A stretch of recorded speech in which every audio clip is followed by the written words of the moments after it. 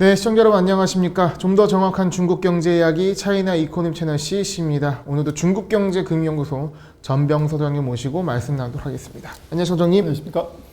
네, 저희가 미중 전쟁도 다뤘고요. 중국의 디디 출신이나 홍다 문제도 다뤄봤는데 이번에는 한중 간 얘기를 좀 나눠봐야 될 것 같습니다. 최근에 텐진의 고위급 회담이 열렸는데 여기서 어떤 내용들이 오갔나요? 그래서 한중 간에 회담들이 잘 열려지지는 않는데 이제 양제츠 중국의 이제 외교 담당 외교의 실질적인 최고 책임자하고 한국의 서훈 이제 안보실장하고가 천진에서 회담을 했어요. 네.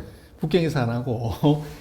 그래서 이게 굉장히 미묘한 시점이죠. 네. 지금 미국은 올림픽 보이콧 하겠다 그러고 영국하고 호주도 지금 동조를 했고 소위 말하는 파이브 아이즈들은 동조를 했는데 한국 같은 경우는 조금 애매한 대답을 지금 하고 있죠. 네. 아직 검토하고 있지 않다 뭐 이런 정도로. 네. 그래서 그것은 이제 이 고위급 회담의 의도하고도 관계가 있고 한번 살펴볼 필요가 있을 것 같아요. 네. 그래서 12월 2일 날 천진에서 이제 서훈 청와대 안보실장하고 양제츠 공산당 정치국은 외교 쪽에 이제 그 최고수인데요.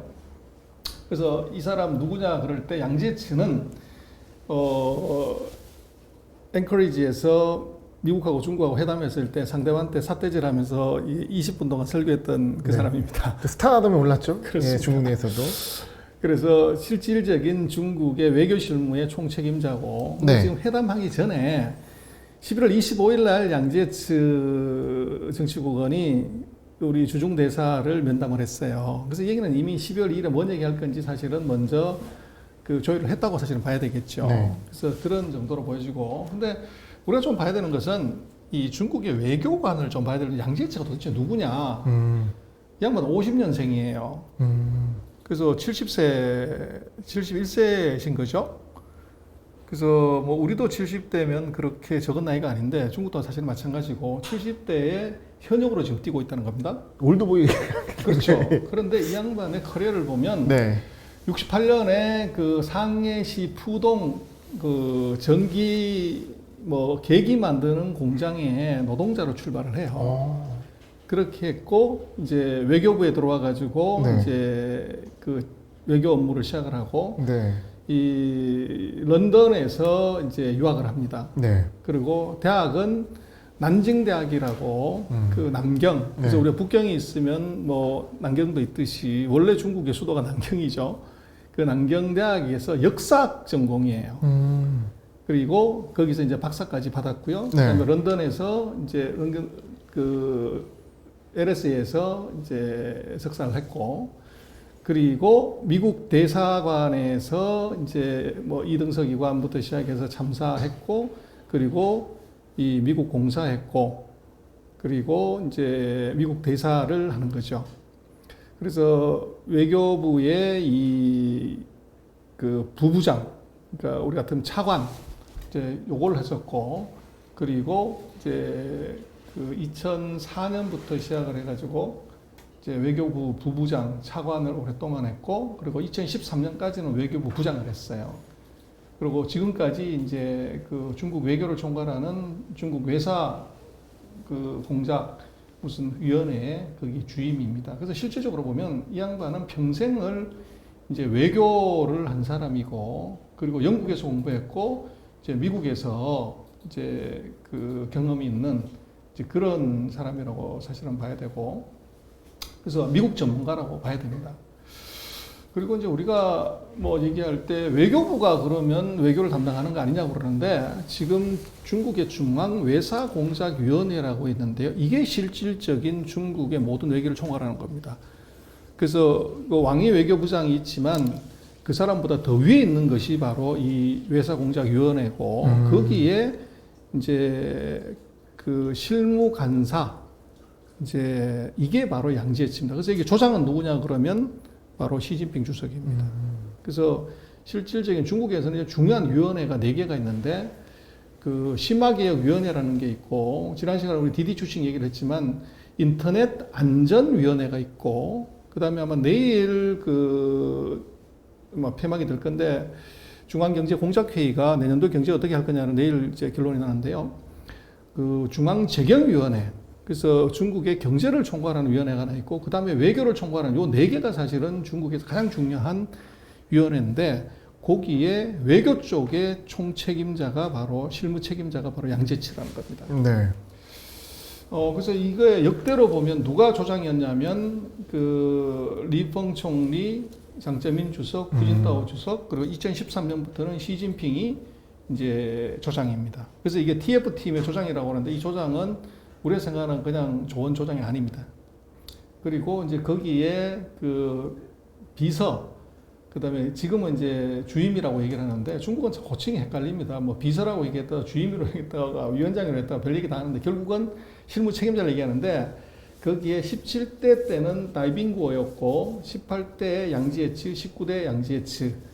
그래서 이제 외교통들이 거기에 그대로 이제 이 포진해 있습니다. 그래서 네.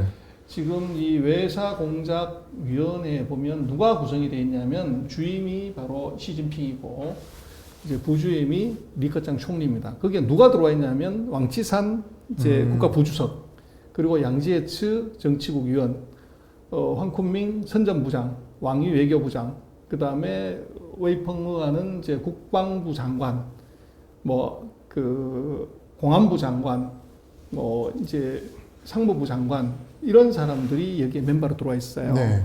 그래서 이게 실질적인 중국의 외교 정책을 결정하는 최고위라고 봐야 되고, 거기에 이제 책임자가 그 실무 책임자가. 실무 책임자 예. 양재치다, 이렇게 봐야 돼요. 네. 그래서 천진에서 이제 한중 고위회담을 하는데 서로가 약간 좋은 얘기해요. 그 1회생 2회숙 3회 노봉유 이라는 말이, 그 2회생 뭐 알레수 싼네라 풍요 그러는데, 처음 만나면 생소하지만 두 번 만나면 친해지고 세 번 만나면 오랜 친구 된다. 뭐 이렇게 얘기하고 이런 대담이 오고 갔다 말이죠. 그렇죠. 예. 그리고 이제 좋은 이웃은 돈하고 안 바꾼다. 아, 이제 서훈 실장이 북경에 한번 갔었고, 양재스가 부산에 한번 왔었고, 이번에 1년 3개월 만에 천진으로 우리가 간 거죠. 근데 왜 천진으로 가냐 그러는데, 이게 아주 북경으로 안 가는 이유가 있어요. 이거는 지금 베이징이 올림픽 앞두고서 이게 외국인들이 들어와서 감염되거나 이러는 것들이 이제 국가적인 이미지 손상이 오기 때문에 못 들어오게 하는 거죠. 조심하고 있는 거군요. 그렇죠. 예. 그래서 천진에서 미국하고 회담할 때도 7월달에 미중 회담할 때도 천진에서 했고, 네. 존 케리 그 대통령 그 기후 특사가 왔을 때도 천진에서 했어요. 네. 그래서 베이징에 가려고 그러면 이건 이제 3주 동안 격리해야 되니까, 그래서 이제 천진에서 지금 한 겁니다. 네. 그래서 이제 천진이라는 게 이게 뭐냐 그러면, 천진의 이름이 이게 하늘 천자, 이 진이라는 게 항구란 뜻이거든요. 그래서 글자 그대로 하늘의 항구다, 이제 그런 뜻이에요, 천진이. 그래서 이게 왜 그러냐면, 그 명나라 때 영락제가 남경에서 북경으로 이제 수도를 옮기죠. 그럴 때 이제 뭔가 스토리텔링을 해야 되는데, 네. 이 천자가 어디를 통해서 왔냐? 천진을 통해서 북경으로 들어왔다. 네. 이제 그래서 그 이름을 천진이라고 이름 붙인 거죠. 네. 그래서 천진은 그런 데고, 근데 천진이 왜 유명하냐면, 중국에 지금 고속철도가 이게 뭐 전 세계에서 가장 많이 깔려 있어요. 19,000km가 깔려 있는데, 중국의 시속 350km 고속철도를 맨 처음 깐 게 이 천진하고 북경 고속도로예요. 그래서 그때는 독일 지멘스 기술로 들어왔고, 지금은 국산화해서 전국에 다 깔려 있죠. 네. 그래서 지금 천진 같은 경우는 원래 원자바오 총리의 고향이에요. 그래서 후진타오 시대 때는 그 비나이 신구를 개발했는데, 이게 지금 샹하이 푸동처럼 그렇게 개발을 했었어요. 그러다가 이제 뭐 금융위기가 터지고 원자바오 총리가 은퇴하면서 텐진이 이제 좀 사그러들었죠. 그래서 그런 스토리가 좀 있다는 얘기고요. 그래서 천진에서 이제 두 사람이 만났지만 뭘 협의를 했냐고 그러는데, 그 첫 번째, 한국에 대해서는 중국이 그 문재인 대통령이 얘기하는 종전선언을 지지한다, 이렇게 얘기를 했고, 그리고 이제 서훈 실장은 문화 콘텐츠를 협력을 활성화하자 그랬더니, 양재치도 노력하고 있다, 이렇게 얘기를 했어요. 네. 그리고 이제 서훈 실장은 요소수 같은 이제 공급망에 대해서 이제 얘기를 했고, 양재치는 뭐 반도체 공급망에서도 얘기를 했고요. 서로 필요한 거 얘기하는 거예요. 예, 그리고 이제 그 이 회담 있기 전에 바로 한미 안보 협의회가 있었어요. 네. 미국하고 거기에 대만이 거기에 있었는데 거기에 이제 우리는 약간 우려를 했죠. 중국이 뭐 딴 얘기는 괜찮아요. 대만 얘기만 하면 펄펄 뛰고 난리를 치니까. 네. 근데 이번에도 거기에 대해서도 그냥 엄중한 우려를 표명한다. 이런 정도 그쳤어요. 그래서 이제 둘 사이의 회담의 핵심은 뭐냐 그러면 서로가 제가 볼 때는 필요한 내용이 있었던 것 같아요. 그래서 중국은 지금 전 세계가 다 올림픽 보이콧 하려고 하는 움직임을 이걸 막기 위해서는 가장 가까운 나라 또 미국의 우방 중에 한 나라는 한국을 이제 끌어들일 필요가 있는 거죠. 네. 그래서 그 이유 때문에 이제 본 거고 우리로서는 일단은 이제 종전선언에 대해서 정부 입장에서는 네. 지지를 받을 필요가 있죠. 그래서 그걸 끌어내는데 목적이 있었던 것 같고 그래서 이제 올림픽을 뭐 이제 개최를 하고 그게 참석을 한다고 하면 중국도 우리한테 뭔가 선물을 줘야 되죠. 그게 이제 화상 정상회담 아니까 시진핑이 현실적으로 방한하기는 어려우니까 코로나 때문에.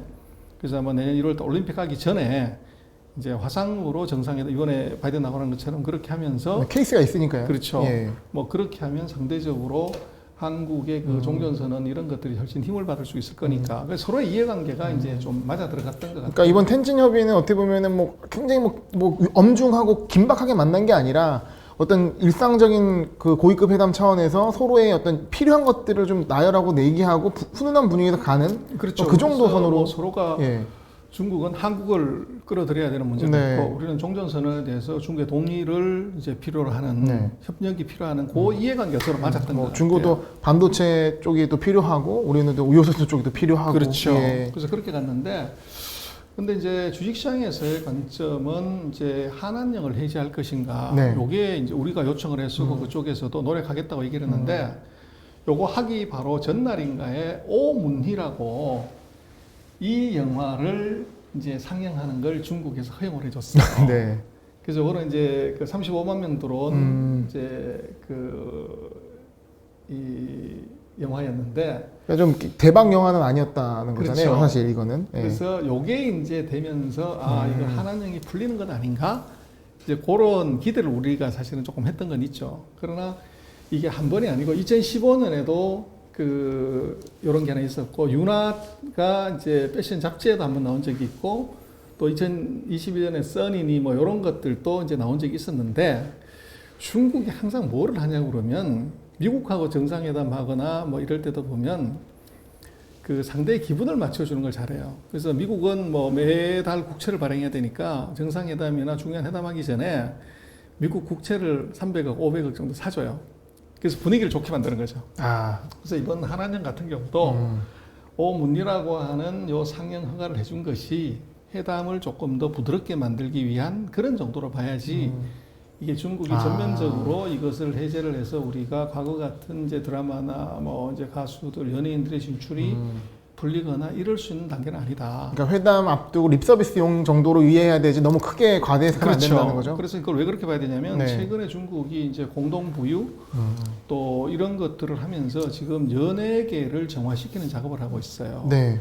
그래서 이제 뭐 탈사한 연예인들 잡아넣기도 하고 또 과도한 팬클럽 뭐 활동하는 것도 제재를 하고 그래서 지금 그 연예계의 정풍 활동을 하고 있기 때문에 자기네 내부적을 좀 통제하기 때문에 거기다가 외국의 컨텐츠를 풀어준다. 이건 현실적으로 시기적으로 맞지 않다. 시기로 맞지 않아요. 예. 그래서 이번 회담에서 아마 한국과 중국은 서로 필요한 것을 이제 주고받은 정도 네. 봐야 되고 주식시장에서 기대하는 한한령의 해제라든지 이런 부분들은 아마 크게 기대하기는 어렵지 않은가. 네. 또 그리고 지금 놓고 봤을 때 중국도 내년에 10월달에 새로운 이제 정부가 시작이 되고 또 우리도 이제 지금 대선 후보들이 뭐 열심히 뛰고 있지만 내년에는 또 새로운 리더가 나오게 되잖아요. 그렇게 되면 양국의 입장에서 놓고 보면 지금 있는 정부끼리의 뭔가 화끈한 관계 개선을 한다고 하는 것은 시기적으로 네. 맞지 않다. 그래서 뭐 우리도 그 새로운 대통령이 결정되기 전까지는 아마 한중 관계는 지금처럼 뜨뜻미지근한 정도 그런 정도로 가는 걸 봐야지 뭐 언론에서 이게 뭐 한한령이 해제돼서 간다, 뭐 영화가 상영됐다 그러더라. 뭐 이런 걸 갖고서 주식시장에도 영향을 줄 거다. 네. 이렇게 보는 것은 너무 네. 이 상황을 낙관적으로 보는 거 아닌가 네. 싶고. 어떻게 보면 냉정한 분석이시네요. 그렇죠. 네. 예. 그렇게 이제 봐야 될 것 같아요. 네. 네, 한중 텐진 고위급 회담 오랜만에 들렸던 소식인데요. 한중 관계 변화 속에서 우리가 또 많은 것들을 좀 판단하고 대응해야 되기 때문에 그런 차원에서도 좀 의미 있게 볼만한 이벤트가 아닌가 생각을 해봅니다. 또 이런 소식이 나오게 되면 CC 채널 통해서 언급드리도록 하겠습니다. 소장님 오늘 와서 감사합니다. 고맙습니다.